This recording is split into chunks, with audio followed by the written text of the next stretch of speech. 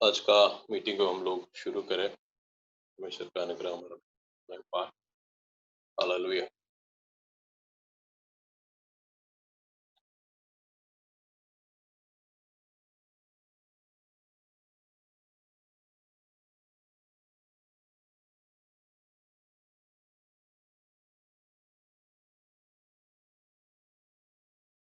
अपने आंखों को बंद करेंगे।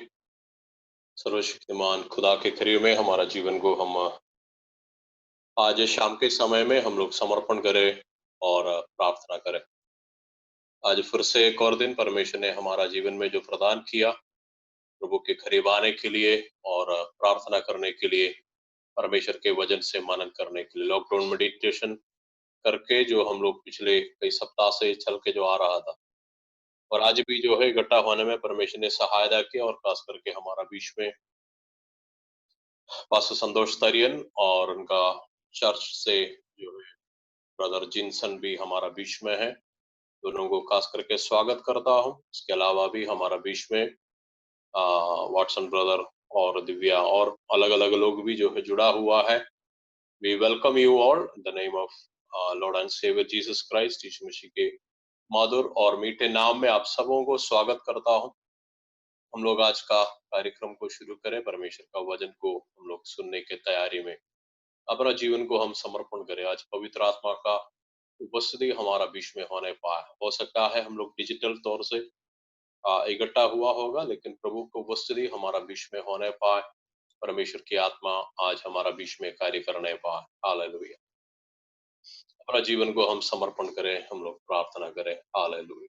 धन्यवाद, धन्यवाद, धन्यवाद, धन्यवाद, धन्यवाद। We worship you. Hallelujah. Hallelujah. Hallelujah. Hallelujah. Hallelujah. Hallelujah. Hallelujah.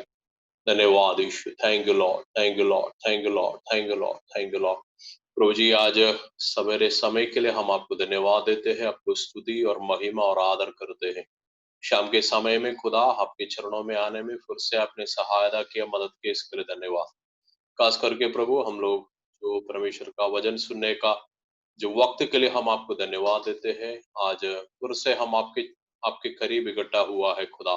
आपके चरणों में हम मिल के आए हैं प्रभु जी। हालेलुया। प्रभु आपकी उपस्थिति हम चाहते हैं, आपका पवित्र आत्मा का अगुवाई हम चाहते हैं। आपके दास को प्रभु अपने इस्तेमाल कर पवित्र आत्मा का प्रभु हाल अगुवाई से आज आपके वचन से बोलने के लिए उनको सामर्थ्य शक्ति दे। खास करके गाना जो लीड करने के लिए प्रभु के दास जिनसन को आपके हाथ में समर्पण करता हो।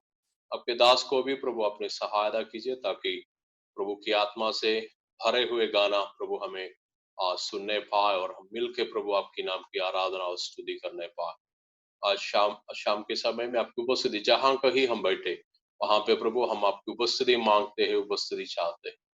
पवित्र आत्मा हमारा बीच में उतरने पाए, उंडेलने पाए। हालेलुया। सारे आदर महिमा इज्जत हम आपको देते हैं और सारे लोगों को आपके हाथ में समर्पण करते हैं। हम प्रभु आपके वजन से आशीष पाके निकलना चाहते हैं, हमें सहायता करना। यीशु मसीह के नाम में मांगता हम, सुन और ग्रहण कर। आमीन, आमीन, आमीन। Hallelujah. Thank you very much. आज जितने लोग इकट्ठा हुआ सबको फिर से स्वागत करता हूँ। एक और मौका परमेश्वर हमारा जीवन में जो प्रदान किया। हालेलुया। खास करके आज हमारा बीच में पास संतोष तरियन और उनके चर्च से जिनसन हमारा बीच में है। दोनों को स्वागत करता हूँ। पासा जी स्वागत करता हूँ। Thank you. और आज जिनसन हमसे गाना में मदद करेंगे। Over to Jinson. May God help you and guide. Praise the Lord. क्या आपको सुनाई दे रहा है? Yes, yes. Amen. Amen. Hallelujah. प्रभु यीशु मसीह की जय हो। एक सुंदर अवसर जो प्रभु ने मुझे दिया ताकि मैं और अंकल आपके बीच में आकर आपके ये एक वर्चुअल प्लेटफॉर्म में आकर आपके साथ आराधना करने के लिए जो सौभाग्य जो प्रभु ने दिया है, इसलिए मैं प्रभु को धन्यवाद देना चाहता हूँ। अगर गवाही की ओर से कहा जाए तो प्रभु ने मेरे जीवन में काफ़ी आशीष से मुझे भरा है।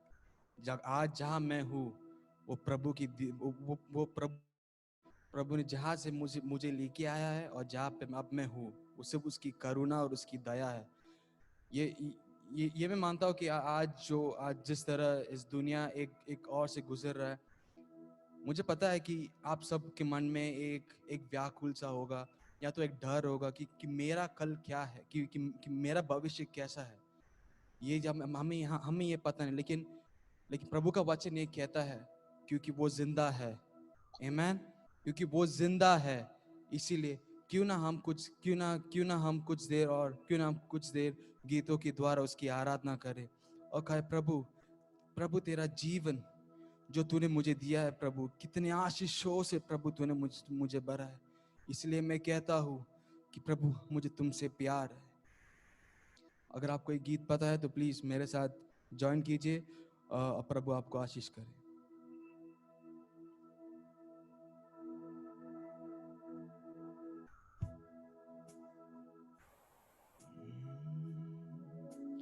प्रभु मेरा जीवन तूने कितने आशीषों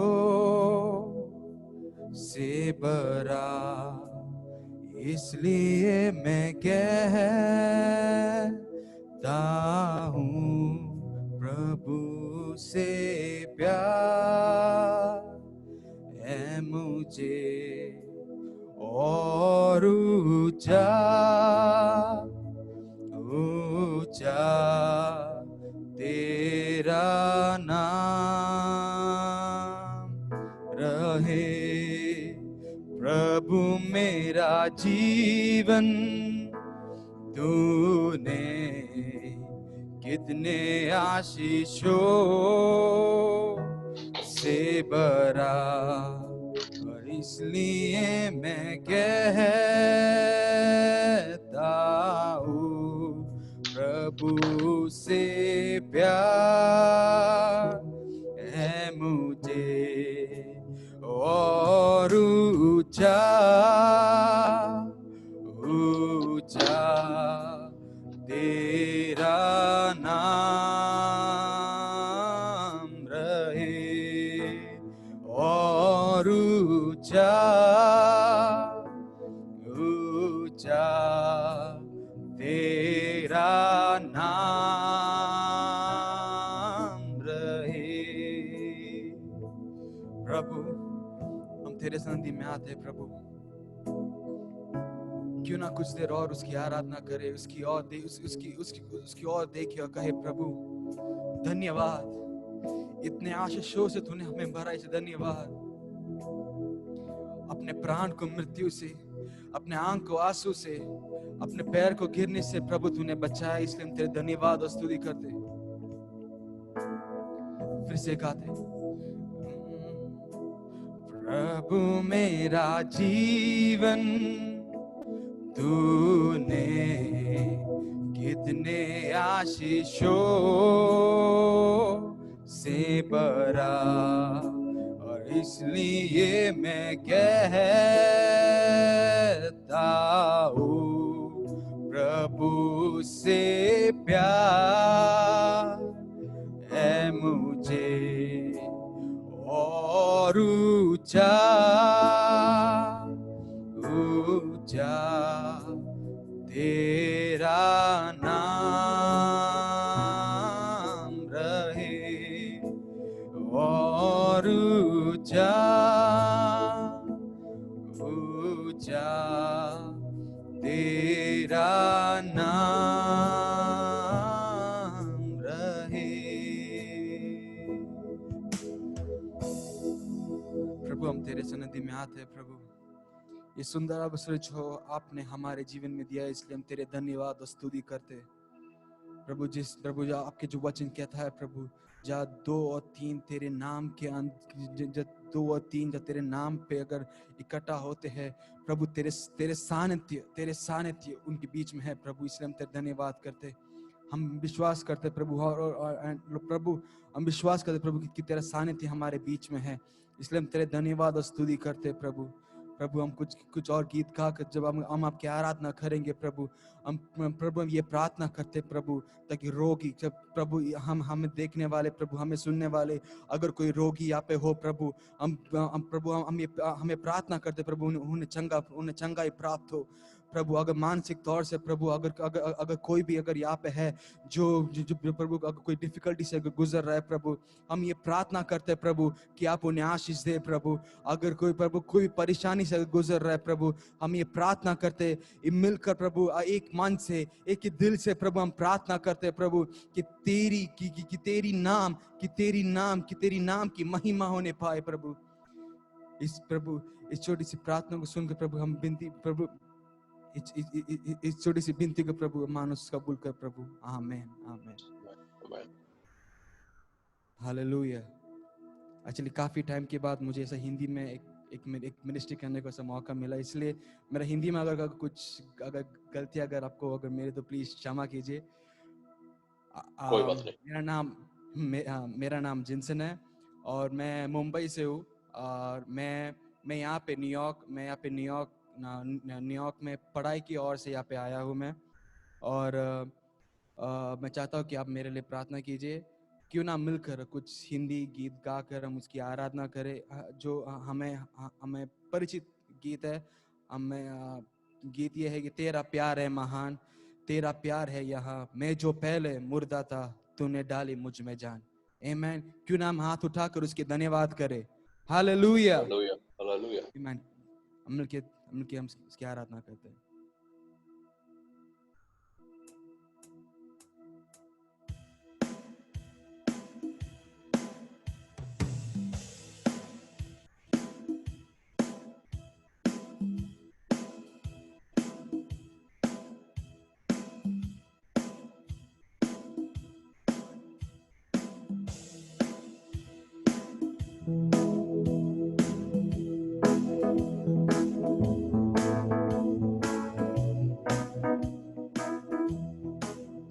तेरा प्यार है महान, तेरा प्यार है यहाँ, मैं जो पहले मुर्दा था तूने डाली मुझ में जान। तेरा प्यार है महान, तेरा प्यार है यहाँ, मैं जो पहले मुर्दा था तूने डाली मुझ में जान। क्यों ना बोलो फिर मैं तेरी जय जयकार, क्यों ना बोलो फिर मैं तेरी जय जयकार। जय जयकार जय जयकार, तूने मेरे लिए क्या कुछ ना किया।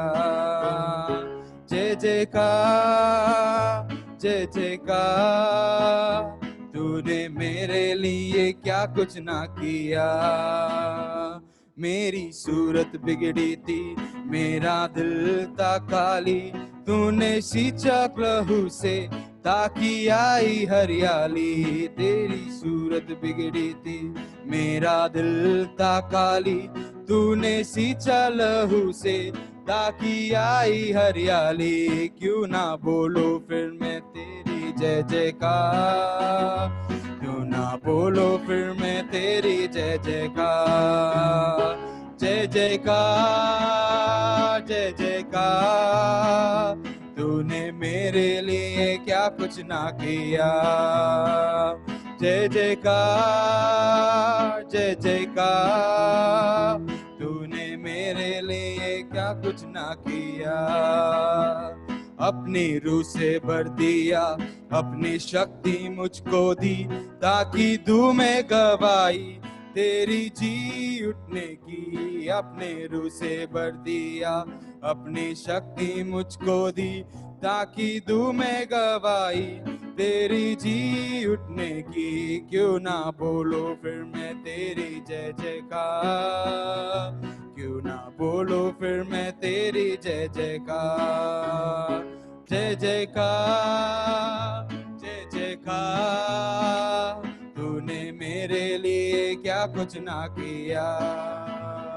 जय जयकार जय जयकार, तूने मेरे लिए क्या कुछ ना किया। तेरा प्यार है महान, तेरा प्यार है यहाँ, मैं जो पहले मुर्दा था तूने डाली मुझ में जान। तेरा प्यार है महान, तेरा प्यार है यहाँ, मैं जो पहले मुर्दा था तूने डाली मुझ में जान, क्यों ना बोलूं फिर मैं तेरी जय जयकार, क्यों ना बोलो फिर मैं तेरी जय जयकार, जय जयकार, जय जयकार।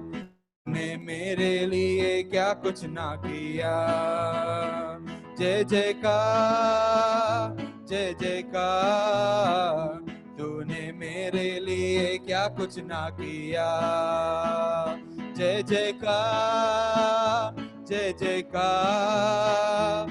तूने मेरे लिए क्या कुछ ना किया, जय जयकार, जय जयकार।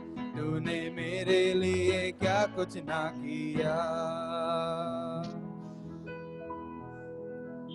आमेन, हालेलुया, हालेलुया। आमेन। क्यों ना एक और एक गीत गाते हैं। ये बहुत ही और मैं विश्वास करता हूँ ये गीत आपको बहुत परिचित गीत होगा। ये गीत का नाम है गाऊंगा मैं तेरी ही गीत। कितने लोगों को ये गीत पता है? क्या आपको ये गीत पता है? गाऊंगा मैं तेरी गीत, ये यीशु तू है जी महान। जी तो जी। क्यों ना हम मिलकर ये गीत गाते हैं।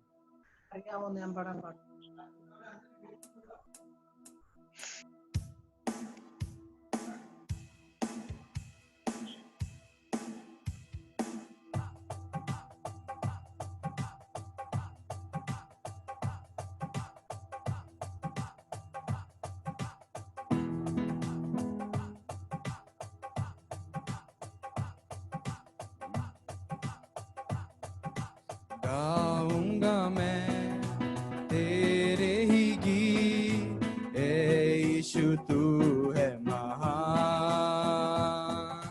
तेरा ही नाम मेरे मसीह, ए यीशु। गाऊंगा मैं तेरे ही गीत, ए यीशु तू है महान। तेरा ही नाम मेरे मसीह, लेता मैं सुबह और शाम। जब मैं गुनाहों में पड़ा, तेरे प्रेम से मैं दूर था। तेरे सन्मुख आने के लायक मैं कदापि योग्य न था। जब मैं गुनाहों में पड़ा, तेरे प्रेम से मैं दूर था। मेरे सन्मुख आने के लायक मैं कदापि योग्य न था। पर तू ही मेरा सहारा बना, अपने पास मुझे बुलाया। इसलिए मसीहा होठों से अपने स्तुति तेरी करूंगा। गाऊंगा मैं तेरे ही गीत, ए यीशु तू है महान। तेरा ही नाम मेरे मसीह, लेता मैं सुबह और शाम। गाऊंगा मैं तेरे ही गीत, है यीशु तू है महान। तेरा ही नाम मेरे मसीह, देता मैं सुबह और शाम। तेरी अनुग्रह तेरी दया को कैसे भूलूं मैं मसीह। मेरे शाप को तूने हटाकर खुद श्रापित बना मसीह। तेरी अनुग्रह तेरी दया को कैसे भूलूं मैं मसीह। तेरे श्राप को तूने हटाकर खुद श्रापित बना मसीह। पर तू उस पर लहू बहाकर मुझे पापों से शुद्ध किया, मेरे आंसुओं को पोंछ कर सारे दुख दूर किया। गाऊंगा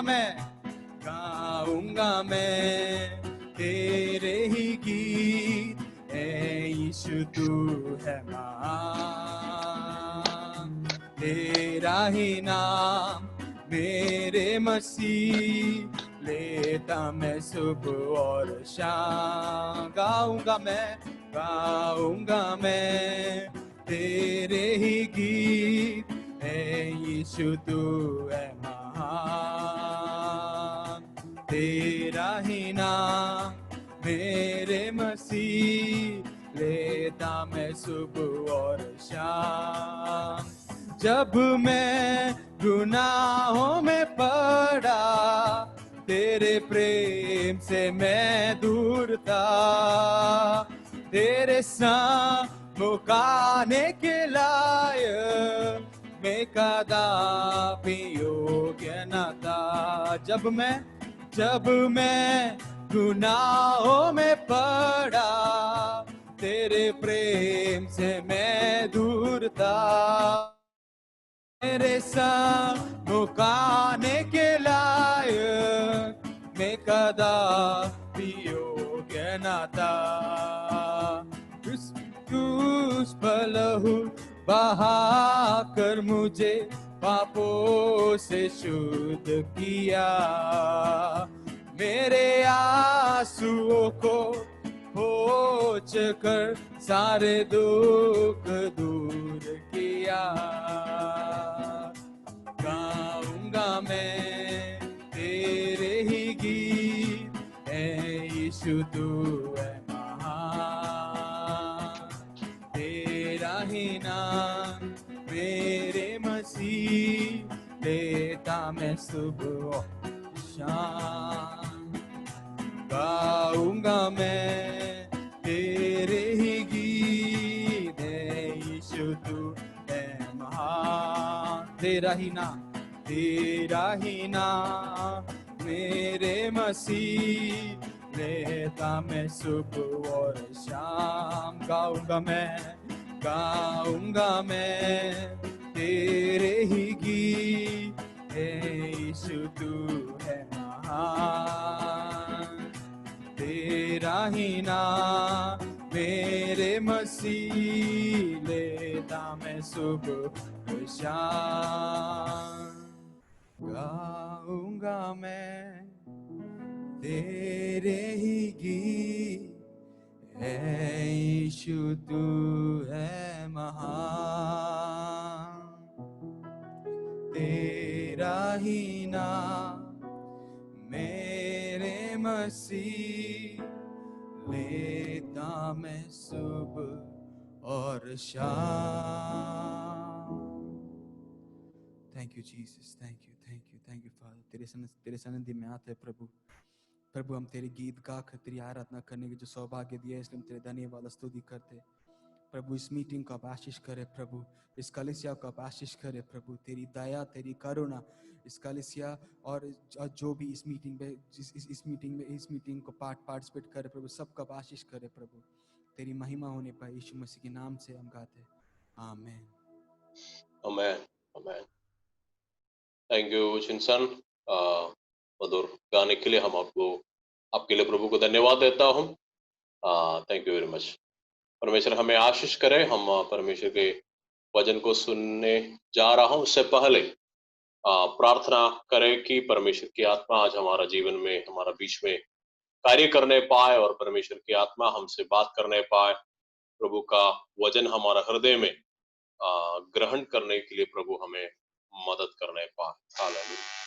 तो इसलिए मैं आग्रह करता हूँ हमारा बीच में सिस्टर हमारा जो किरण दीदी प्रार्थना में अगुवाई करेंगे और उसके बाद जो है हम लोग परमेश्वर के वचन को सुनने जाएंगे। किरण दीदी प्रार्थना में अगुवाई। हालेलुया। धन्यवाद करते हैं प्रभु सुंदर समय के लिए प्रभु। धन्यवाद करते हैं प्रभु आपके अनुग्रह के लिए प्यारे पिता। धन्यवाद करते हैं प्रभु आपके इस सुंदर सा गाना के लिए प्रभु। हम धन्यवाद करते हैं प्रभु आपके हर एक परिस्थिति में प्रभु आपने हमको अभी तक बचा के रखा प्रभु। हम धन्यवाद करते हैं। धन्यवाद करते हैं प्रभु आज के दिन के लिए प्रभु। आपने हम सबको इकट्ठा किया है प्रभु। दूर रहते हुए प्रभु हम सब एक साथ मिल के प्रभु आपके चरणों में आए हैं प्रभु। आपकी उपस्थिति के लिए हम धन्यवाद करते हैं प्यारे पिता। हम धन्यवाद करते हैं प्रभु आज के वचन जो भैया वचन देंगे प्रभु, वो वचन हम लोग के जीवन में कार्य करने पाए परमेश्वर। हम धन्यवाद करते हैं प्यारे पिता परमेश्वर आपके अनुग्रह के लिए, आपके प्रेम के लिए प्यारे पिता परमेश्वर। हालेलुया प्रभु। अभी तक प्रभु आपने सभी को बचा के रखा प्रभु। हर एक को प्रभु आपने अपने ज्योति में लाया परमेश्वर, इसलिए हम धन्यवाद करते हैं प्रभु। धन्यवाद करते हैं प्रभु। अभी जो बीमारी फैला हुआ है प्रभु, वो बीमारी से प्रभु हम लोग को अभी तक संभाल के रखा प्यारे पिता परमेश्वर। और प्रभु हम प्रार्थना करते हैं प्रभु किसी को भी बीमारी छूने ना पाए प्रभु आपके अनुग्रह से प्यारे पिता परमेश्वर।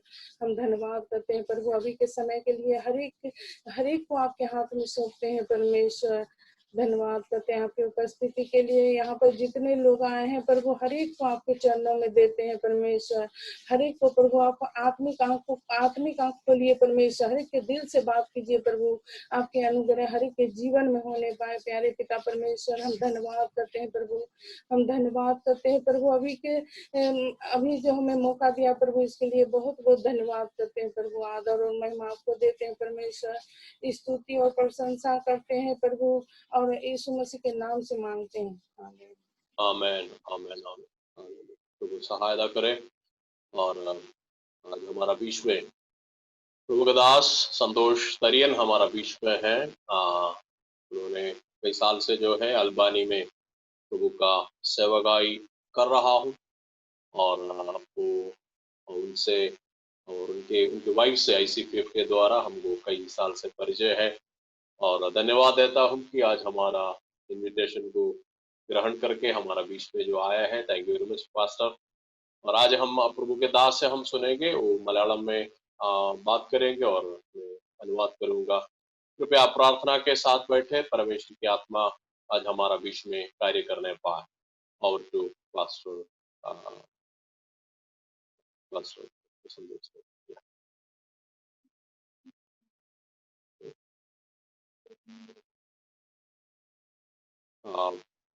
I think can you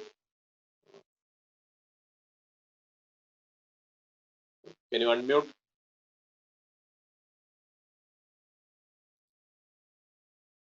Did you hear me properly now? Yes, yes, yes. Praise the Lord, praise the Lord, praise the Lord. കർത്താവിന്റെ പരിശുദ്ധമായ നാമം വാഴ്ത്തപ്പെടുമാറാകട്ടെ. प्रभु यीशु मसीह का मधुर नाम को अनुग्रह मिलने पाए। ഒരു ദിവസം കൂടെ ദൈവത്തിന്റെ വചനവുമായി പരസ്യമായി നിൽപ്പാൻ ഭാഗ്യം ലഭിച്ചതിൽ ഞാൻ ദൈവത്തിന് സ്തോത്രം ചെയ്യുന്നു.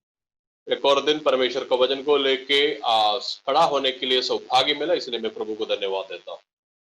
ഈ പ്രത്യേക സഭയിൽ ഈ മീറ്റിംഗിൽ എന്നെ ക്ഷണിച്ചതിന് കർത്തദാസനോടും കുടുംബത്തോടും സഭയോടുമുള്ള നന്ദിയും വന്ദനവും അറിയിക്കുന്നു. और आज इस मीटिंग में मुझे आमंत्रण किया प्रभु के दास और कलीसिया को और परिवार को मैंने प्रभु के नाम में धन्यवाद देता हूँ। ഞാൻ ഒത്തിരി വർഷങ്ങൾക്ക് മുമ്പ് ബീഹാറിൽ ഒരു പ്രാവശ്യം കടന്നു വന്നിട്ടുണ്ട്. मैं कई साल पहले जो है बिहार में एक बार आ चुका हूँ। എനിക്ക് മുഖപരിചയമുള്ള ആരെങ്കിലും ഇതിനകത്തുണ്ടെന്ന് എനിക്കറിയില്ല. ഒരു പ്രാവശ്യം എൻ്റെ ഓർമ്മയിൽ ഈ പാസ്റ്ററെ കണ്ടതായി എനിക്ക് ഓർമ്മയുണ്ട്.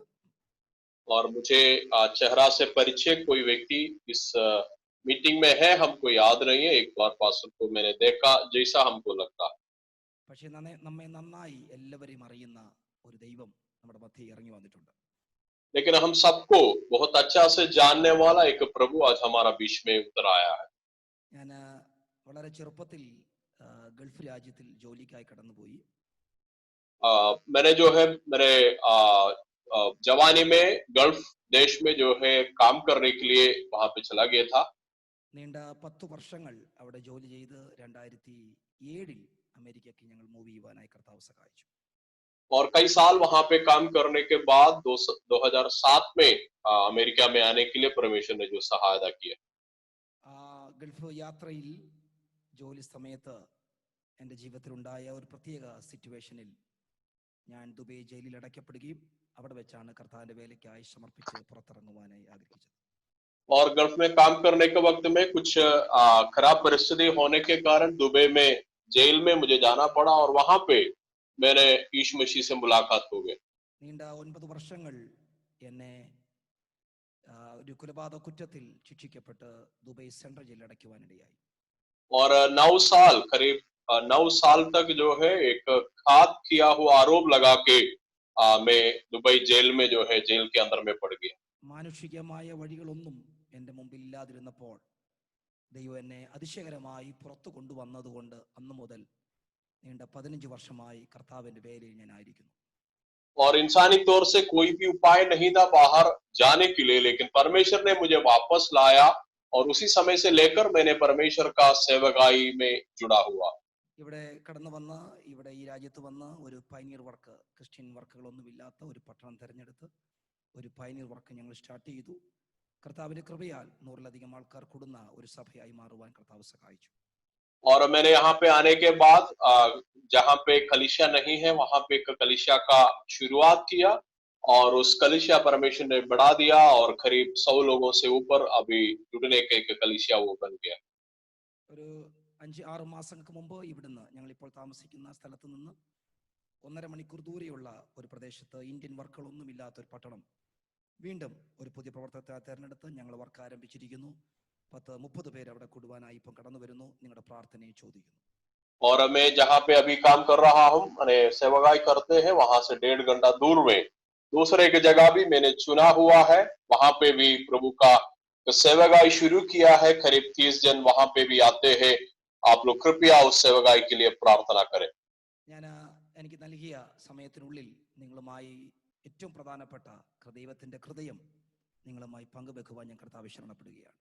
और मुझे दिया हुआ समय के अंदर में प्रभु का दिल मैंने आपके सामने बांटना चाहता हूं। ഈ പ്രത്യേകമായ പാൻഡമിക് സിറ്റുവേഷനിൽ ദൈവത്തിന്റെ പരിശുദ്ധാത്മാവ് എൻ്റെ ഉള്ളിൽ നൽകിയ ഒരു ആത്മീയ ചിന്തയാണ് നിങ്ങളുമായി പങ്കുവെക്കുവാൻ ഞാൻ കർത്താവിൽ ആഗ്രഹിക്കുന്നത്.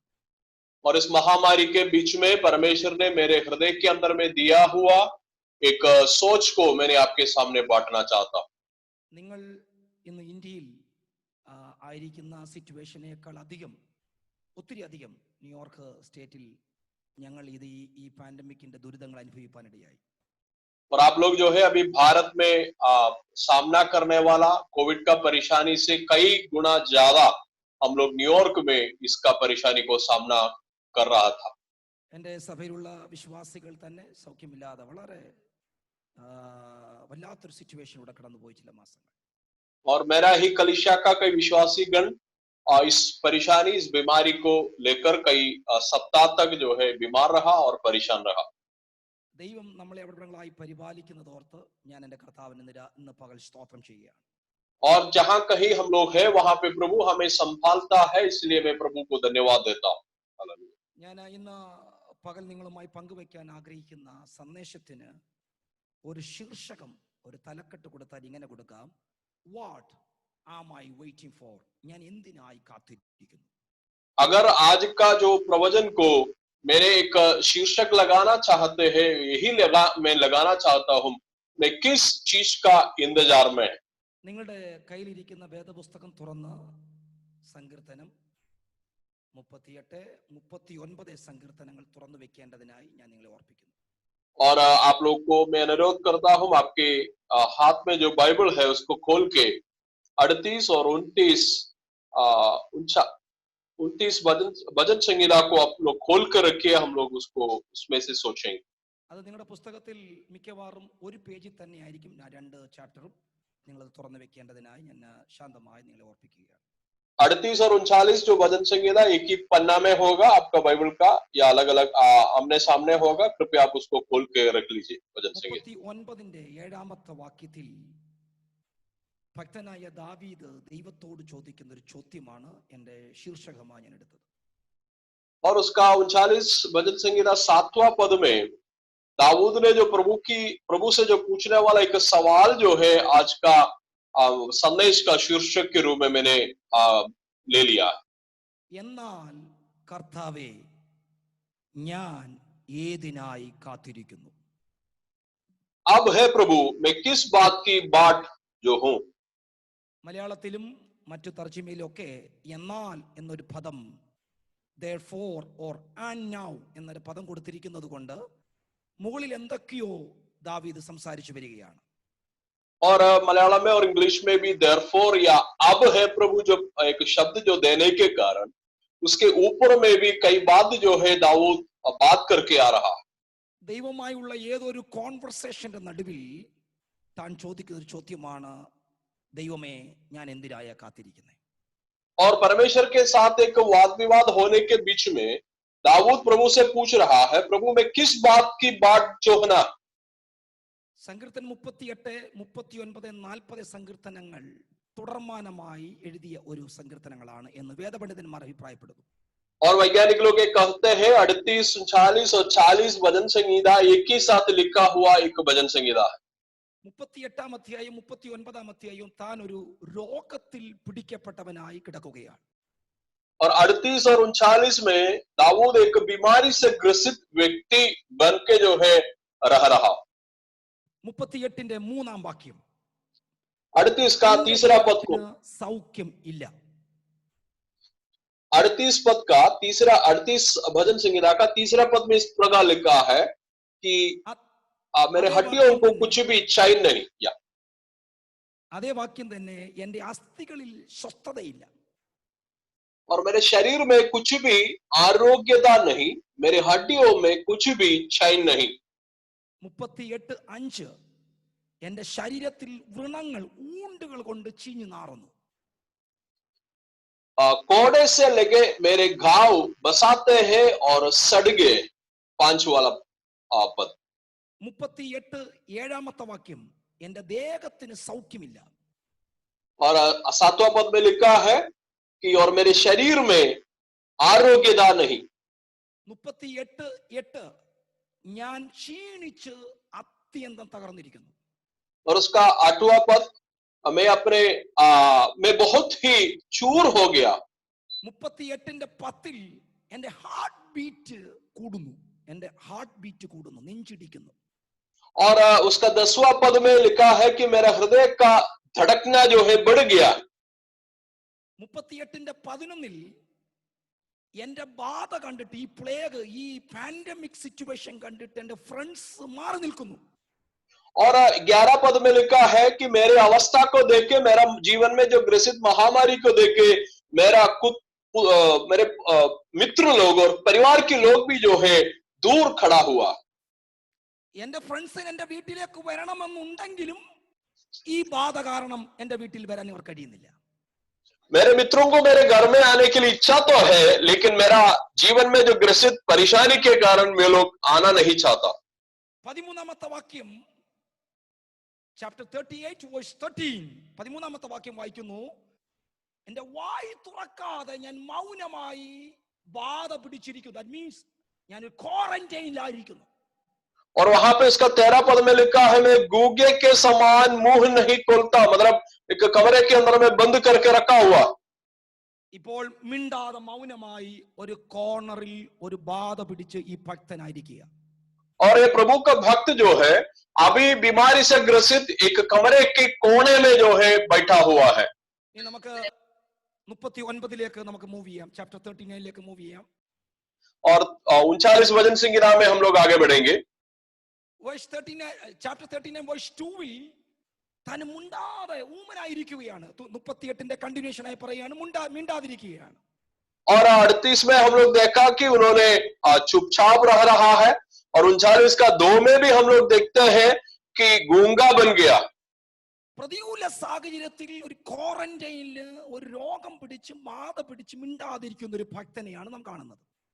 और जब विपरीत परिस्थिति में चुपचाप रहने वाला एक प्रभु के भक्त को हम लोग यहाँ पे दिखाई दे रहा. ഇങ്ങനെ മിണ്ടാതിരിക്കുമ്പോൾ നമ്മുടെ വാ തുറന്ന് എന്തെങ്കിലും ദൈവത്തെ തള്ളി പറയുമോ എന്ന് പ്രതീക്ഷിക്കുന്ന ഒരു പിശാച് മുമ്പിൽ ഇരിപ്പുണ്ട്. आमीन। हम लोग जो है इस प्रकार चुपचाप रहने के वक्त में प्रभु को तिरस्कार करने वाला कोई भी बात हमारा मुंह से निकलेगा कि नहीं निकलेगा, इसको इंतजार करने वाले के शैतान हमारे सामने है। നമ്മുടെ പ്രതികൂല സാഹചര്യങ്ങളിൽ പിശാച് പ്രതീക്ഷിക്കുന്നത് അറിയാമോ? തന്റെ ഭക്തന്റെ വായിൽ നിന്ന് നെഗറ്റീവ് പുറത്തു വരണമെന്നാ. आमीन। हमारा जो विपरीत परिस्थिति में शैतान क्या हमसे चाहते हैं कि हमारा मुंह से अविश्वास का बात जो है निकले। ഞാൻ മടങ്ങി ഇതിലേക്ക് വരാം. എങ്കിലും വേദപുസ്തകത്തിൽ ഏറ്റവും കൂടുതൽ കഷ്ടതയിൽ പോയൊരു ഭക്തനാണ് യോബ്.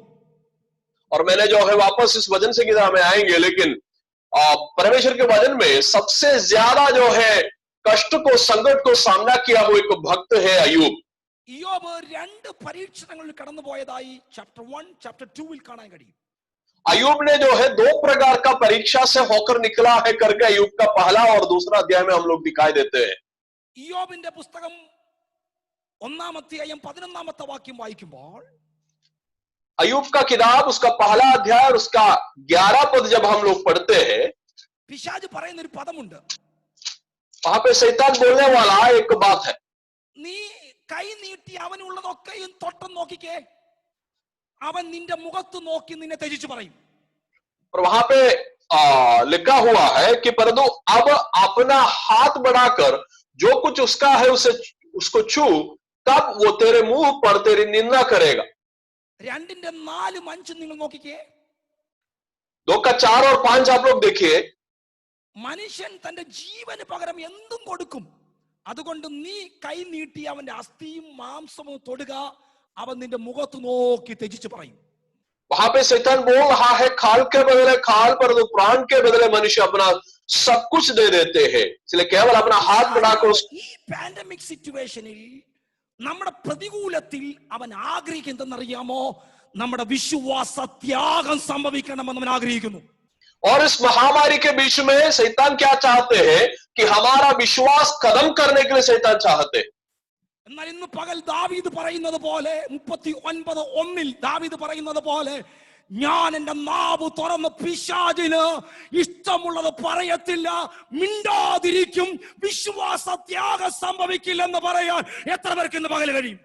हालेलुया। लेकिन हम लोग जो है दाऊद के समान जो है वहां पे लिखा हुआ है, मेरा मुंह खोल के मैं जो है अविश्वास का कोई भी बात नहीं बोलेंगे, वैसे करके कितना लोग जो है आज कह सकता है। എന്നെ കേൾക്കുന്ന മാന്യ സഹോദരങ്ങളെ, നിങ്ങൾ കഷ്ടതയിലായിരിക്കാൻ കടന്നു പോകുന്നത്. मुझे सुनने वाला प्रिय भाई, आप जो है हो सकता है संकट में पड़ा हुआ होगा। ദാവീദ് ഇരിക്കുന്നത് പോലെ ഒരു ക്വാറന്റൈനിലായിരിക്കാം ഇരിക്കുന്നത്. दाऊद जैसे बैठा है वैसे एक क्वारंटाइन में आप बैठा होगा। ഈ ക്വാറന്റൈനിൽ നാവടക്കിയിരുന്നു കൊണ്ട് പിശാചിന്റെ മുമ്പിൽ വിശ്വാസ ത്യാഗം സംഭവിച്ച് നിൽക്കുവാൻ നാം ഇടവരാതെ ദൈവത്തെ സ്തുതിക്കുവാൻ തയ്യാറാകുമെങ്കിൽ കാര്യങ്ങളെ മാറ്റിമറിക്കാൻ കഴിയുന്ന ഒരു ദൈവത്തിന്റെ കരം ചലിക്കുന്നുണ്ട്. अगर इस क्वारंटाइन के समय में, इस परेशानी के समय में हम गूंगा बन के प्रभु के विरोध में कुछ भी नहीं बोल के बैठेगा, तो परमेश्वर के हाथ हमारे लिए चलाएंगे। ഓക്കെ, ഇങ്ങനെ ക്വാറന്റൈനിൽ ദാവീദ് ആയിരിക്കുമ്പോൾ ദാവീദ് ഒത്തിരി നാളിങ്ങനെ മിണ്ടാതിരിക്കാൻ ദാവീദിന് പറ്റിയില്ല. और इस प्रकार जब क्वारंटाइन में रहने के समय में दाऊद को ज्यादा समय तक गूंगा बन के नहीं रह पाया। ദാവീദ് ധ്യാനിച്ചുകൊണ്ടിരിക്കുമ്പോൾ ആത്മാവിൽ തീ കത്താൻ തുടങ്ങി. दाऊद ने जो है प्रभु का वचन मनन करते रहने के वक्त में आत्मा में जो है वो तेजित हो गया। ദാവീദ് ആത്മാവിൽ തീ കത്തി എന്ന് പറയാൻ കാരണമുണ്ട്. दाऊद ने जो है आत्मा में उसके जीवन में जला है करके लिखने का एक कारण होता है। തീ കത്തിക്കഴിഞ്ഞപ്പോൾ പുള്ളി സംസാരിച്ചത് പിശാചിന് ഇഷ്ടമുള്ള കാര്യമല്ല, ദൈവത്തോടെ സംസാരിക്കാൻ തുടങ്ങിയത്. और जब उसके हृदय में आग जलने के वक्त में, हृदय जब जलने के वक्त में शैतान को जो पसंद है वो बात उन्होंने नहीं बोला, प्रभु को जो पसंद है वो बात बोलने लगा। ഞാൻ ഒരു ആത്മീയ ദൂത് ബീഹാറിൽ ദൈവസഭ കൈമാറുന്നു. और मैंने एक आत्मिक संदेश जो है बिहार का कलीसिया को बताना चाहता हूं। ഈ കഷ്ടത കർത്താവുമായി സംസാരിക്കുന്ന ചില നിമിഷങ്ങളായിട്ട് മാറട്ടെ. और ये परेशानी जो है प्रभु के साथ बात करने के कुछ समय होने पर, ഈ കഷ്ടത ഹൃദയത്തിനകത്ത് ആത്മമണ്ഡലങ്ങൾ തീ കത്തുന്നത് പോലെ ദൈവകൃപയുടെ ജ്വലനത്തിന് സമയമായി മാറട്ടെ. और ये जो परेशानी संकट जो है हमारा आत्मा उत्तेजित होने वाला, हमारा हृदय जलने का एक समय होने पर, Hallelujah. ഓക്കെ, ഹൃദയത്തിൽ ചൂട് പിടിച്ച് നാവുകളെ താൻ തുറക്കുകയാണ്. ചാപ്റ്റർ 39 വേഴ്സ് 3, നാവുകളെ തുറക്കുകയാണ്. और 39 का 3 में जो है हृदय के अंदर जल रहा था और अपना मुंह जो है उन्होंने खोलने लगा. 3 ക്വസ്റ്റ്യൻസ് ദൈവത്തോട് താൻ ചോദിക്കുന്നു. और जब उसके हृदय में आग भड़क उठी, उन्होंने 3 सवाल प्रभु से पूछ रहा. 4ാമത്തെ വാക്യത്തിലാണ് 3 ക്വസ്റ്റ്യൻ താൻ ചോദിക്കുന്നത്. उसका 4था पद में जो है प्रभु से 3 सवाल पूछ रहा. എന്താ 3 ക്വസ്റ്റ്യൻ? യഹോവേ, എന്റെ അവസാനം എന്നാണെന്ന് പറയണം. और पूछ रहा है प्रभु से, प्रभु ये बता कि मेरा आयु के दिन कितना है. എന്ന് പറഞ്ഞാൽ എന്റെ ജീവിതത്തിന്റെ നീളം എത്ര ഉണ്ടെന്ന് നീ എന്നോട് പറയണം. तो मतलब मेरा जीवन कब तक है, मैंने कब अंध हो जाएगा, कितना लंबा है. 2ാമത്തെ ക്വസ്റ്റ്യൻ കർത്താവോട്, കർത്താവേ എന്റെ ആയുസ് എത്ര ആണെന്ന് പറഞ്ഞാൽ എത്ര വയസ്സും കൂടെ ഞാൻ ജീവിച്ചിരിക്കും. और दूसरा सवाल है, मेरा आयु बता दीजिए प्रभु, कितना उम्र तक मैंने जिएंगे. 3ാമത്തെ ക്വസ്റ്റ്യൻ, ഞാൻ എത്ര ക്ഷണികനാണെന്ന് നീ എന്നോട് പറയണം. और तीसरा सवाल है कि मेरे कितना जो है क्षणिक व्यक्ति है, वो भी आप मुझे बता दीजिए. നമ്മളൊക്കെ രോഗം പിടിച്ചോ വ്യത്യസ്തമായ കാരണങ്ങളാലോ നമ്മളൊക്കെ പ്രാർത്ഥിച്ചിട്ടുണ്ട്, ഇങ്ങനെ ധ്യാനിക്കാൻ ഇരുന്നിട്ടുണ്ട്. और हम लोग भी जो है कभी कभी बीमारी से ग्रसित होकर इस प्रकार प्रभु का वचन मनन करने के लिए बैठा हुआ होगा. നമ്മൾ എപ്പോഴെങ്കിലും ഇങ്ങനെ ദൈവത്തോട് ചോദിച്ചിട്ടുണ്ടോ, കർത്താവേ ഞാൻ എത്ര കൊല്ലം ജീവിക്കും, എന്റെ ആയുസ് എത്രയാണ്, എത്ര ക്ഷണികനാണ്, എന്നോട് പറയണമെന്ന് എന്തെങ്കിലും ചോദിക്കാൻ പറ്റിയിട്ടുണ്ടോ? परमेश्वर से कभी भी आपने इस प्रकार का सवाल पूछा है कि प्रभु मेरा अंत कब होगा, मेरे आयु का दिन कब तक है, मैं कैसा अनित्य है, इस प्रकार का सवाल നമ്മൾ ചോദിക്കാറുള്ളത് എന്ന് ഞാൻ ക്വാറന്റൈനിൽ നിന്ന് പുറത്തു വരും, हम लोग यही सवाल पूछते हैं कि कब हम क्वारंटाइन से बाहर आएंगे, എനിക്ക് രോഗസൗഖ്യം കിട്ടുമോ, मेरा बीमारी को चंगाई मिलेगा कि नहीं, എന്റെ മക്കൾ അനുഗ്രഹിക്കപ്പെടുമോ, मेरा बच्चे लोग का जीवन आशीष पाएगा कि नहीं, സാമ്പത്തിക ബുദ്ധിമുട്ടുകൾ മാറുമോ, मेरा आर्थिक समस्या कब जो है बदल जाएगा. ഇതൊക്കെയായിരിക്കും നമ്മൾ പലപ്പോഴും പ്രാർത്ഥനാ മുറിയിൽ ചോദിക്കുന്നത്.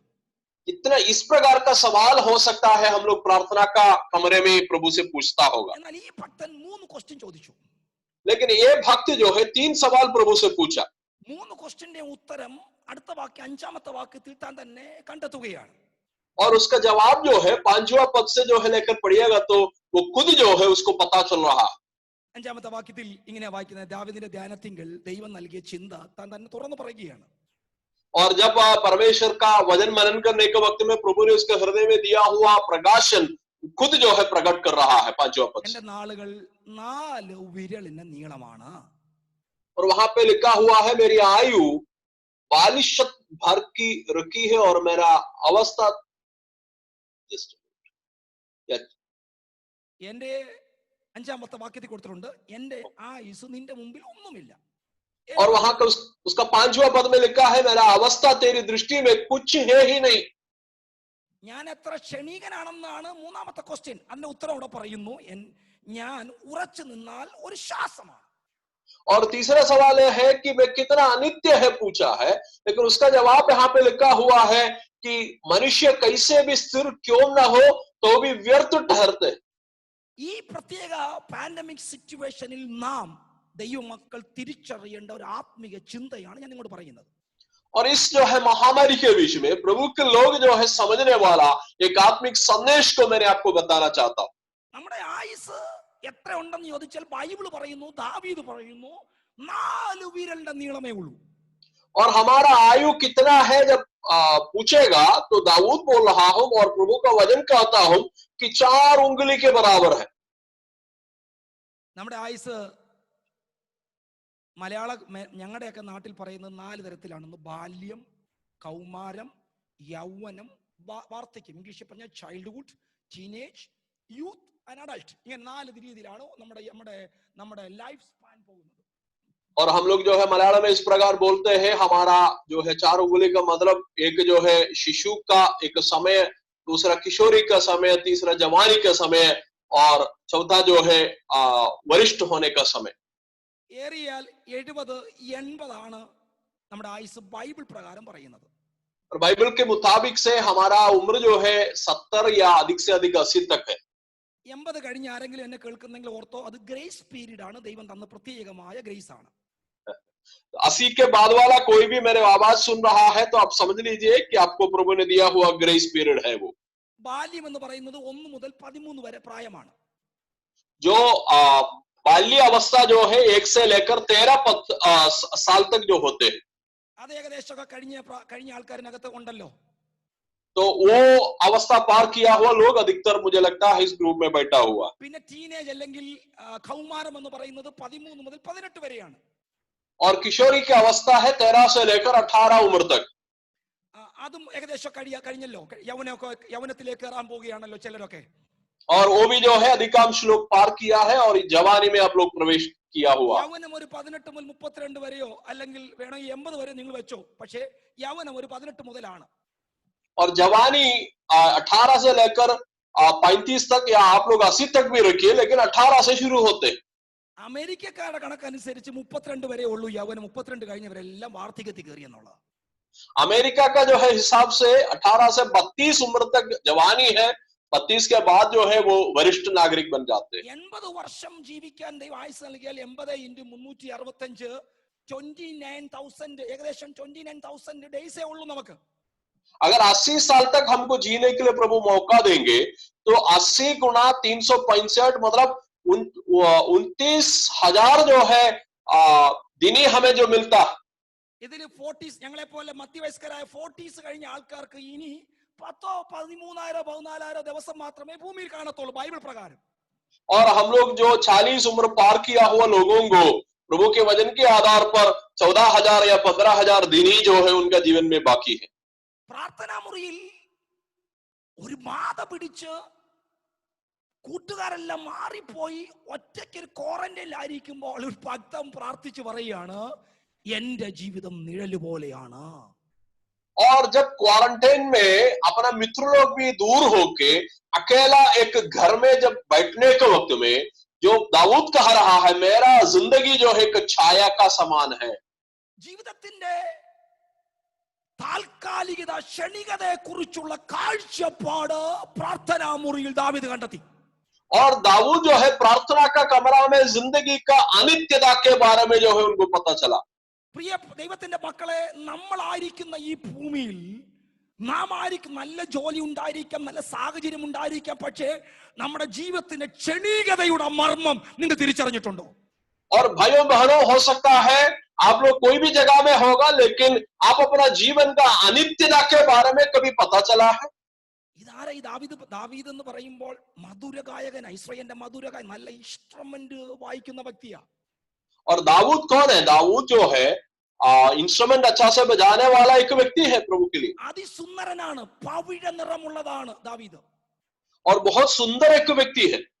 ഇസ്രായേലിന്റെ ശ്രേഷ്ഠ രാജാവാണ്. और इसराइल का सबसे श्रेष्ठ जो है राजा है। അതിസമ്പന്നനായ വ്യക്തിയാണ്. और सबसे जो है धनिक एक व्यक्ति है। തന്റെ അകത്തളങ്ങളിൽ ദൈവം കൊടുത്ത ആത്മീയ മർമ്മം ഇതെല്ലാം ക്ഷണികമാണ്, നിർമർമ്മമാണ്. लेकिन ये सबके बावजूद पवित्र आत्मा उसके हृदय में दिया हुआ संदेश ही है कि जितना चीज हमारे पास है वो सब अनित्य है। ഞാൻ രാജാവായിരിക്കുന്ന കിങ്ഡം താൽക്കാലികമാണെങ്കിൽ, मेरे जो है शासन करने वाला राजभर माने देश जो है अनित्य है। എന്റെ ഈ പവിഴ നിറമുള്ള സൗന്ദര്യം താൽക്കാലികമാണെങ്കിൽ, मेरा खूबसूरता जो है वो भी जो है अनित्य है। എന്റെ സമ്പത്ത് താൽക്കാലികമാണെങ്കിൽ, मेरा जो है जो पैसा या मेरा संपत्ति जो है अनित्य है। എന്റെ ആയുസ് 4 വിരൽ നീളമേ ഉള്ളൂ എങ്കിൽ, मेरा जो है उम्र को केवल 4 उंगली का ही जो है लंबाई है। ഞാൻ എന്തിനായിട്ടാണോ ഈ ഭൂമിയിൽ കാത്തിരിക്കുന്നത്? तो फिर सवाल यह है कि मैं किस चीज के इंतजार में इस दुनिया में है। നിങ്ങൾക്ക് ഇന്ന് വരെ അങ്ങനെ ചിന്തിക്കാൻ കഴിഞ്ഞിട്ടുണ്ടോ? क्या आप लोग को अभी तक इस प्रकार का सोच कभी हुआ है कि नहीं? നമ്മുടെ വിദ്യാഭ്യാസം താൽക്കാലികമാണ്. हमारा पढ़ाई जो है अस्थाई है। ഭൂമിയിലെ സമ്പത്ത് താൽക്കാലികമാണ്. दुनिया का संपत्ति जो है अस्थाई है। നമ്മുടെ ആരോഗ്യം താൽക്കാലികമാണെന്ന് നമ്മൾ ഈ ദിവസങ്ങൾ തിരിച്ചറിഞ്ഞുകൊണ്ടിരിക്കുന്നു. हमारा जो है आरोग्य भी अस्थाई है। आज के दिन में हमें पता चलते हैं। ഒരു ചെറിയ വൈറസിന്റെ മുമ്പിൽ നമ്മുടെ വിദ്യാഭ്യാസങ്ങളും നമ്മുടെ പണവും നമ്മുടെ എല്ലാം താൽക്കാലികമാണ്, ശൂന്യമാണ് നമ്മളെ തിരിച്ചറിയിച്ചുകൊണ്ടിരിക്കുകയാണ്. और एक छोटा वायरस के सामने हमारा जीवन में सब कुछ जो है अस्थाई है, हमें पता चल के आ रहा। അപ്പോ ദാവീദ് ചോദിക്കുന്ന പോലെ ചോദ്യത്തിലേക്ക് നമുക്ക് വരാം. तब तो दावीद जैसे सवाल पूछा वैसे के सवाल में हम भी आएंगे. അയ്യോ ണെങ്കിൽ ദാവീദ് ചോദിക്കുകയാണ്, Lord for what do I wait? ഞാൻ എന്തിനായി കാത്തിരിക്കുന്നു? तो ये सब जो है अगर अस्थाई है, दाऊद पूछ रहा है प्रभु से, प्रभु फिर मैं किस चीज का बाट जो है रहा?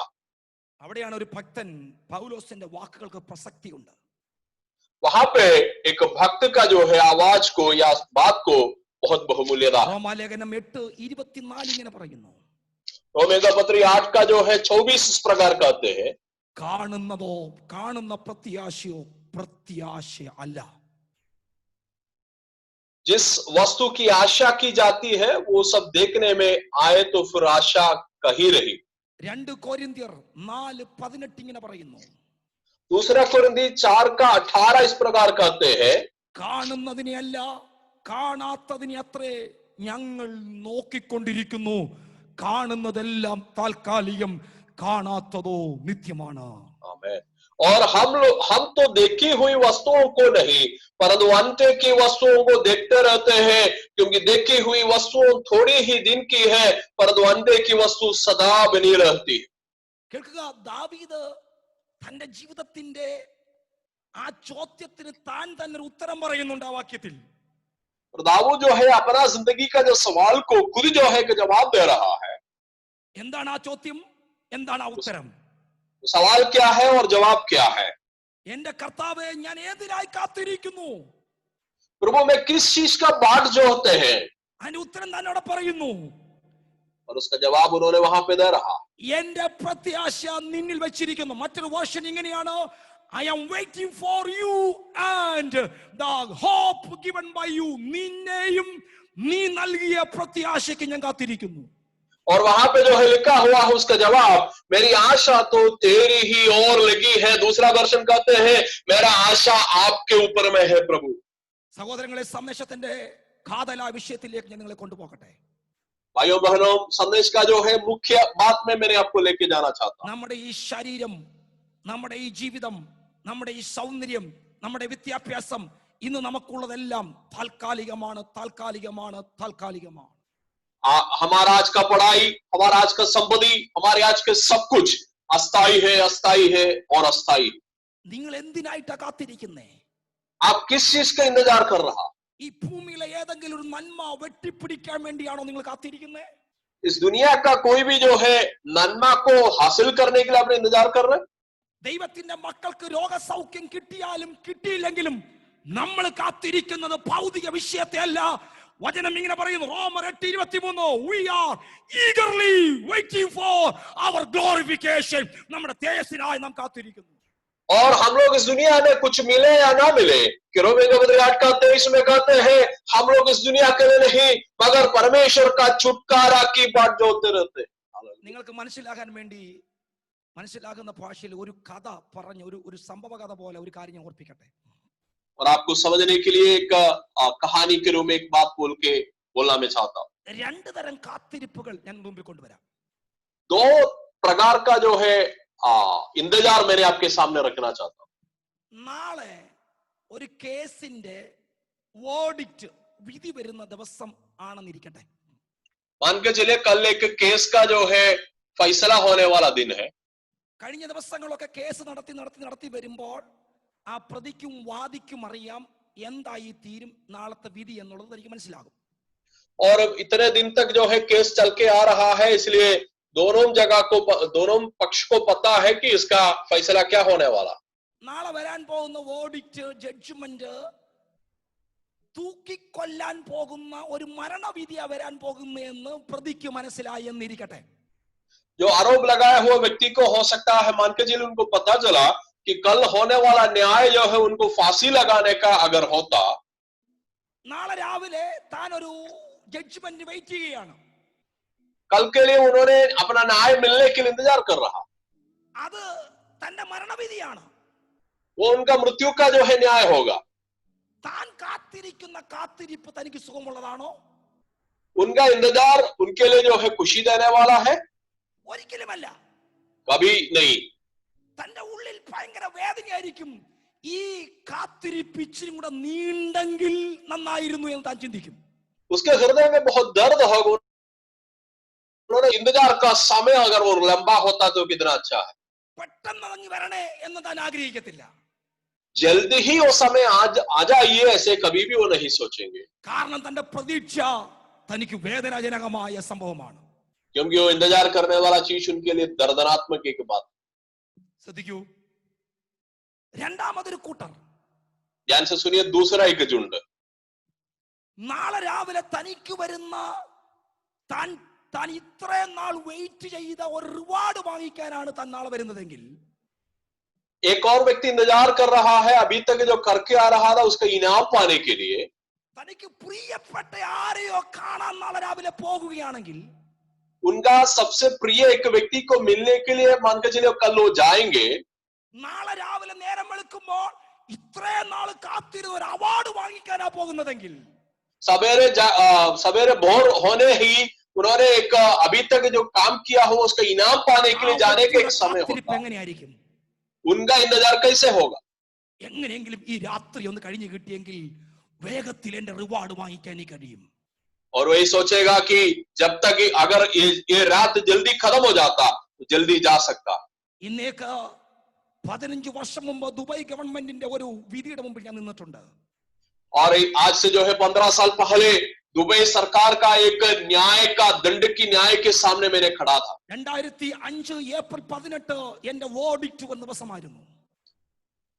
अप्रैल 18 2015 मेरा न्याय आया हुआ एक दिन था. 2005 में.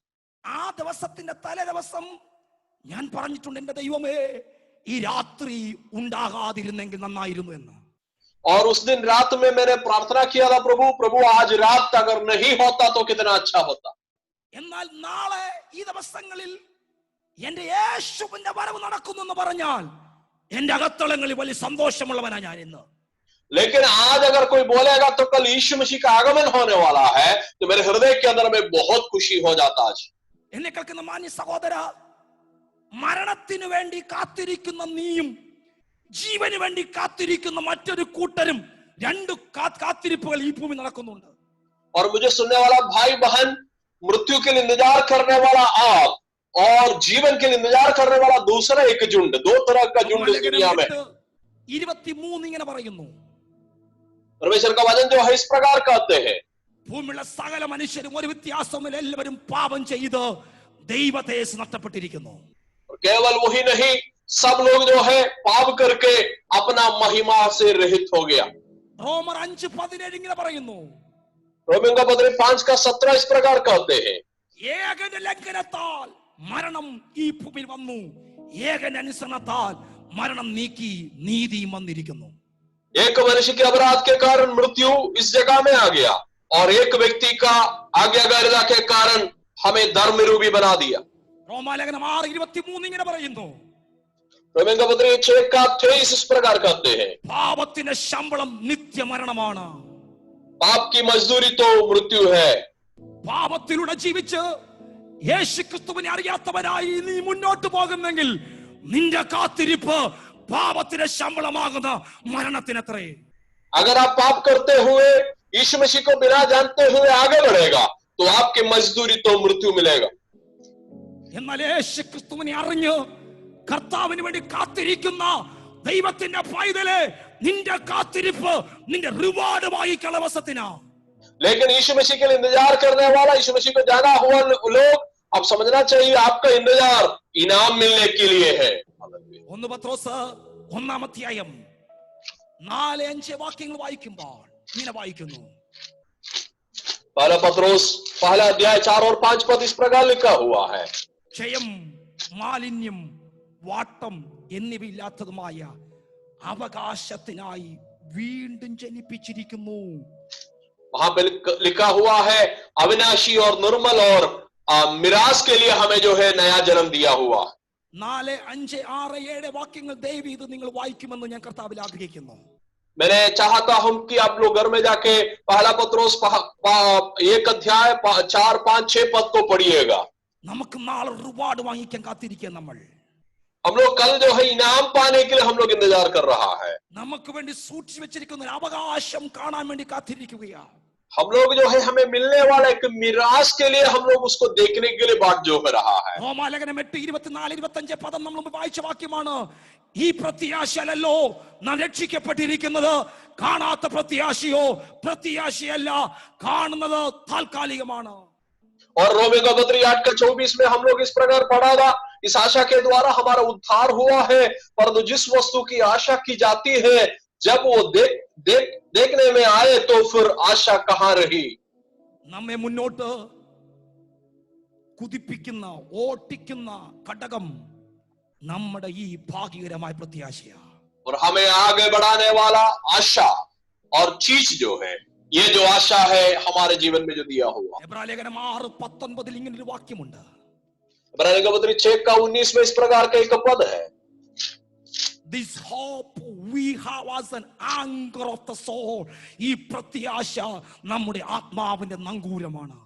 और वहां पे इस प्रकार लिखा हुआ है कि वो आशा हमारे प्राण के लिए ऐसे लंगार है. നിങ്ങൾ നങ്കൂരം ആങ്കർ കണ്ടിട്ടുണ്ടോ? आप लोग लंगार को कभी देखा? പ്രശ്നത്തിലൂടെ കടന്നു പോകുമ്പോൾ, കാറ്റുകൾ അടിക്കുമ്പോൾ കപ്പിത്താൻ കപ്പൽ കൊണ്ട് സൈഡിൽ നിർത്തിയിട്ട് വലിച്ചെറിഞ്ഞു നിർത്തുന്ന സാധനമാണ് ആങ്കർ എന്ന് പറയുന്നത്. और जब जहाज चलने के वक्त में, बड़ा तूफान होने के वक्त में, कप्तान जो है एक चीज जो है पानी में फेंकते हैं, वो जहाज को स्थिर करने के लिए उसको लंगार बोलते हैं. കാറ്റിനകത്ത്, പ്രതികൂലത്തിനകത്ത് ഈ കപ്പൽ തകർന്നു പോകാതിരിക്കാൻ കപ്പിത്താൻ എറിഞ്ഞിടുന്നതാണ് ആങ്കർ എന്ന് പറയുന്നത്. और इस प्रतिकूल जो है परिस्थिति में जहाज नहीं डूबने के लिए कप्तान जो है पानी में गिराने वाला चीज को जो है लंगार बोलते. ഇന്നും നമ്മുടെ വിശ്വാസത്തിന്റെ പടക് തകർന്നു പോകാത്തതിന്റെ കാരണം അറിയാമോ? ഈ പ്രത്യാശയാണ്. എന്റെ പടക് തകർന്നു പോകാത്തത് ഞാൻ ഓടി അവനെ കാണാൻ ദിവസങ്ങൾ എടുത്തിരിക്കുകയാണ്. और ये हमारा विश्वास का जो है जहाज नहीं टूटने वाला कारण आपको पता है कि हम लोग सफर में हैं, कि उसको हम लोग देखने का सफर में. എന്റെ വാക്കുകൾ വിരാമം കൊടുക്കേണ്ട സമയം അടുത്തു വന്നല്ലോ.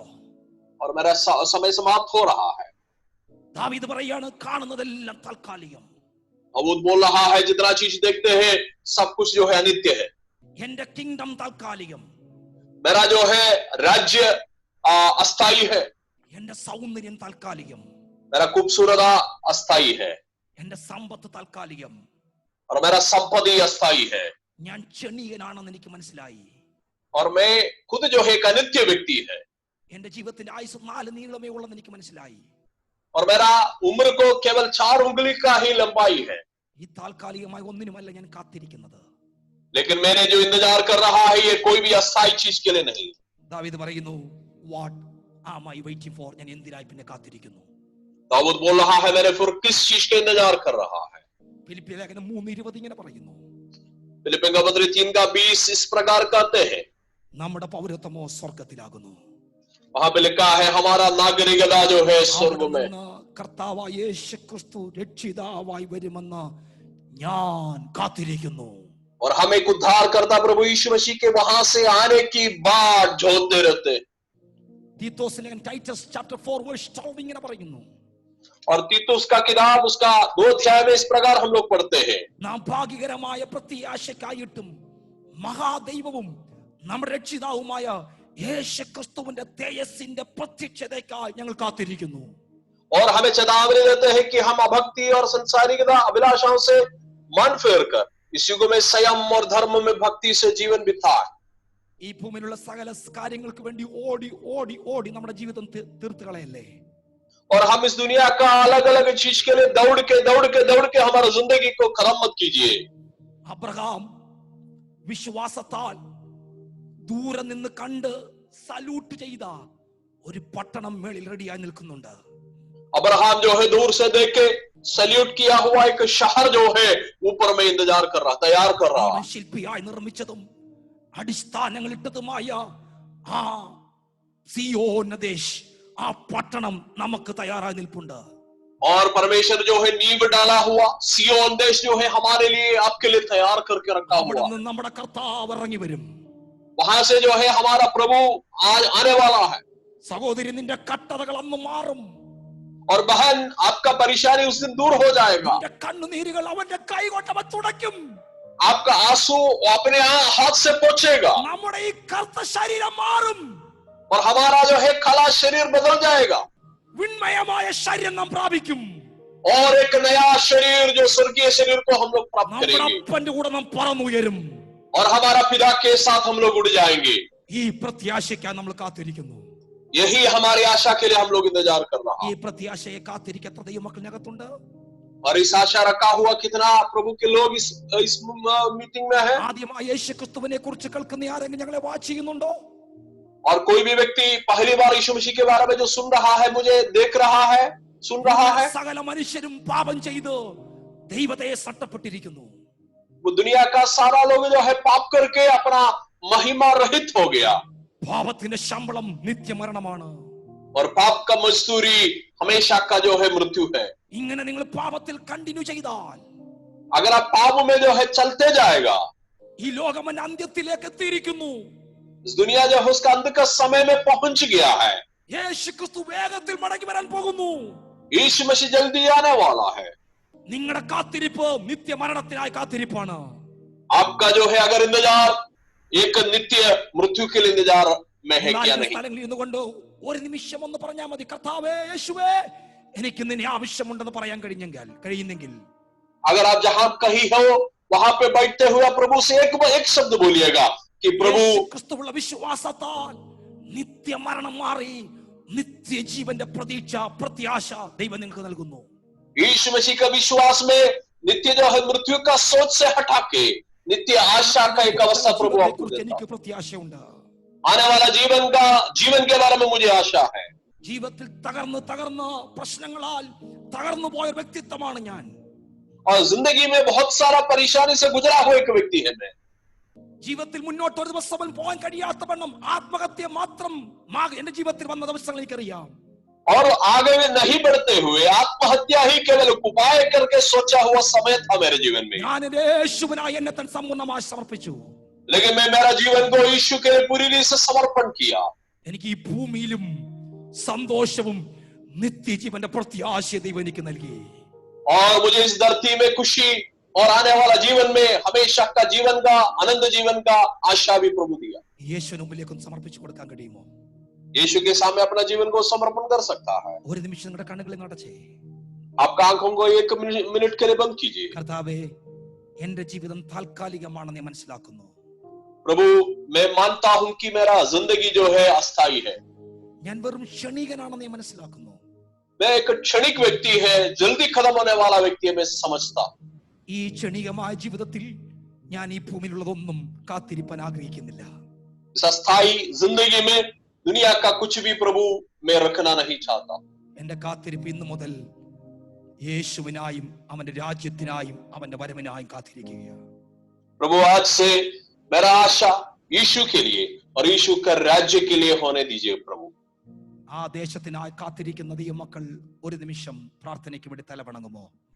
और उस देश के लिए इंतजार करने वाला भक्त लोग आप अपना सिरों को झुकिए प्रार्थना करने के लिए. എന്റെ പ്രിയ പൈതൽ ജിൻസൺ ആ പ്രത്യാശ വരുന്ന സിയോൻ ദേശ് ഹമാരാ ദേശ് എന്ന പടിയ ഗാനം പാടാൻ പോകുകയാണ്. ആ സമയം നിങ്ങളുടെ ഹൃദയത്തിനകത്ത് ഈ പ്രത്യാശ കൊണ്ട് നിറയട്ടെ. കർത്താവ് നിങ്ങൾ അനുഗ്രഹിക്കട്ടെ. സമയം നൽകി എല്ലാവർക്കും നന്ദി ഞാൻ അറിയിക്കുകയാണ്.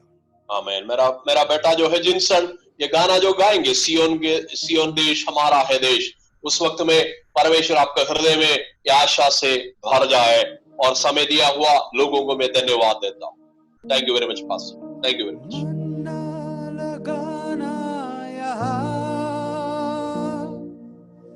जाना है हमको वहाँ,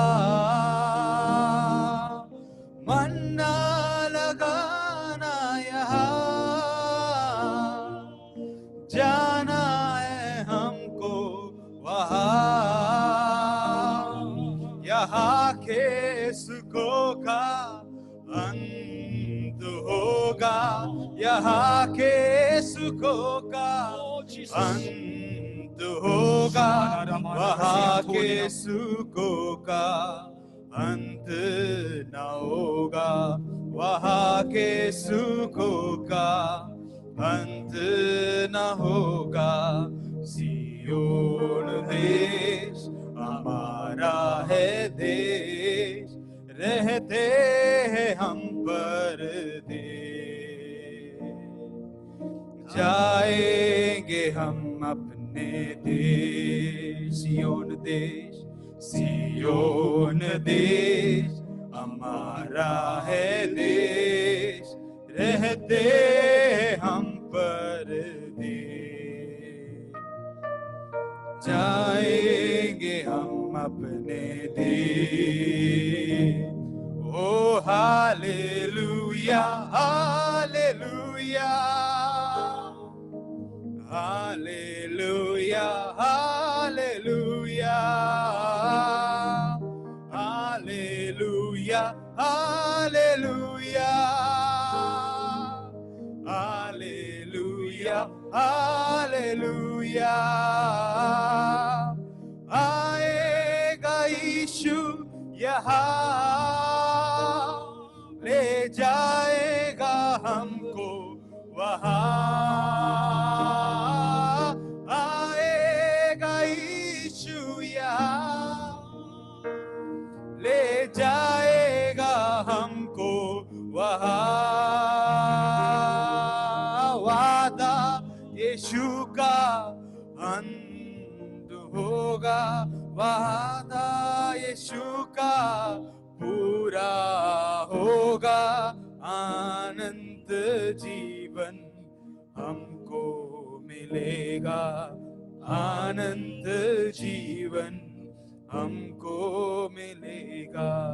सियोन देश हमारा है देश, रहते हम परदेश।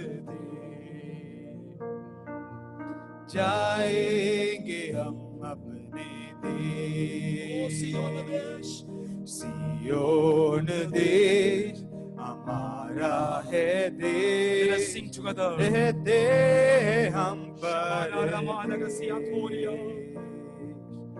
जाएंगे हम अपने देश। मिलकर गाए hallelujah, hallelujah, hallelujah, hallelujah, hallelujah, hallelujah, hallelujah, hallelujah, hallelujah.